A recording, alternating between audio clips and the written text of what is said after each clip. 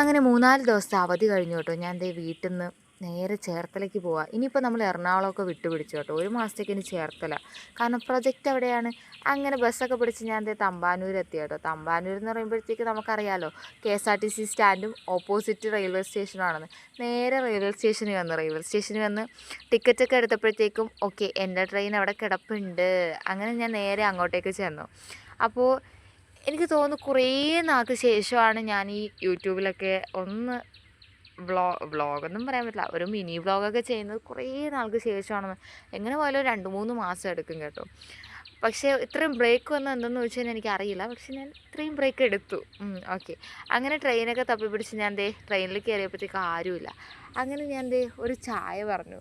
ചായ വന്നപ്പോഴത്തേക്കും എനിക്ക് ഒട്ടും ഇഷ്ടപ്പെട്ടില്ല. വാട്ടവെള്ളം. അങ്ങനെ അതിനെ അങ്ങ് കളഞ്ഞു കേട്ടോ. കളഞ്ഞിട്ട് പിന്നെ ട്രെയിൻ മൂവ് ചെയ്യാൻ തുടങ്ങിയപ്പോഴത്തേക്കും എനിക്ക് മനസ്സിലായില്ല ഞാൻ തല തിരിഞ്ഞാണ് ഇരിക്കണേന്ന്. കാരണം എൻ്റെ തല ഓൾറെഡി തിരിഞ്ഞതാണല്ലോ. പിന്നെ ഉറങ്ങാനായിട്ട് കുറേ നോക്കിയായിരുന്നു. പക്ഷെ ഉറക്കമൊന്നും അങ്ങനെ വന്നില്ല, ഉറങ്ങാൻ പറ്റിയില്ല. അതാ സത്യം. എന്തൊക്കെയോ വലിയ ഒച്ചപ്പാടൊക്കെ ആയിരുന്നു. കൊല്ലം എത്തിയപ്പോൾ ദേ സുലുവിൻ്റെ അനിയനെയും വാപ്പായും കണ്ടു കേട്ടോ. സുലു ഉണ്ടായിരുന്നു. അവളെയും വലിച്ച് വണ്ടിയിലോട്ട് കയറ്റി. മുടിഞ്ഞ തിരക്കായിരുന്നു കൊല്ലത്തുനിന്ന്. പിന്നെ ഞങ്ങൾ അവിടെ നിന്ന് ഒരുമിച്ച് നേരെ ചേർത്തല എത്തുന്നതിന് തൊട്ട് മുന്നേ സുലു പറഞ്ഞു, അടുത്ത സ്റ്റോപ്പ് ചേർത്തലയാ, പെട്ടെന്ന് ഇറങ്ങിക്കോ, എണീറ്റ് നിൽക്കില്ലെങ്കിൽ ഇറങ്ങാൻ പറ്റില്ല എന്ന് പറഞ്ഞു. കാരണം അത്രയും തിരക്കുണ്ടായി. എണീറ്റ് നിന്നതിന് ശേഷം ഞങ്ങൾ ആ നഗ്നസത്യം പറഞ്ഞത് 45 മിനിറ്റോളം അവിടെ നിർത്തിയിട്ടേക്കുമായിരുന്നു. ആ ചുമടും തൂക്കി ഞങ്ങൾ അവിടെ നിന്ന പാട് ഞങ്ങൾക്കറിയാം. പിന്നെ ഇറങ്ങിയതിന് ശേഷം ലൈറ്റായിട്ട് കുറച്ച് ചോളം കഴിച്ചായിരുന്നു കേട്ടോ. ചോളം നല്ലതാണെന്ന് തോന്നുന്നു. നല്ലതാണ്. കഴിച്ചു കഴിഞ്ഞിട്ട് ഞങ്ങൾ അവിടെ നിന്ന് ചലിച്ചു. ഇന്ന് ഞങ്ങൾക്ക് നേരെ പോവേണ്ടത് ഞങ്ങൾ എടുത്തേക്കുന്ന ഹോസ്റ്റലിലോട്ടോ. അങ്ങനെ ഒരു ഓട്ടോ വിളിച്ച് ഞങ്ങൾ ഹോസ്റ്റലിലേക്ക് പോകാനുള്ള പരിപാടിയാണ്. അവിടെ നിന്ന് കോടതി ജംഗ്ഷനിൽ നിന്ന് ജസ്റ്റ് നടക്കാനേ ഉള്ളായിരുന്നുള്ളൂ. അപ്പോൾ ഞങ്ങളിത് ഇവിടെ നിന്ന് നേരെ നടന്ന് കയറുന്നത് ഞങ്ങളുടെ ഹോസ്റ്റലിലേക്ക്.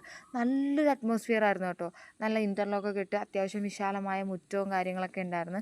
കൊള്ളാം. ഞങ്ങൾ എന്നിട്ട് സുലുവിൻ്റെ ഉമ്മച്ചി ചിക്കൻ കറിയും പരിപ്പൊക്കെ കൂട്ടി ഫുഡ് അടിച്ചു. ഈ പ്രോഡക്റ്റ് എന്തുവാണെന്ന് ഗസ് കഴിച്ചതിന് ചെയ്യൂ. ശേഷം ഞങ്ങൾ നേരെ കുറച്ച് റെസ്റ്റ് എടുത്തിട്ട് അപ്പൂനെയും മിന്നുനെ വിളിക്കാൻ വേണ്ടി റോഡിലോട്ട് പോയി കേട്ടോ.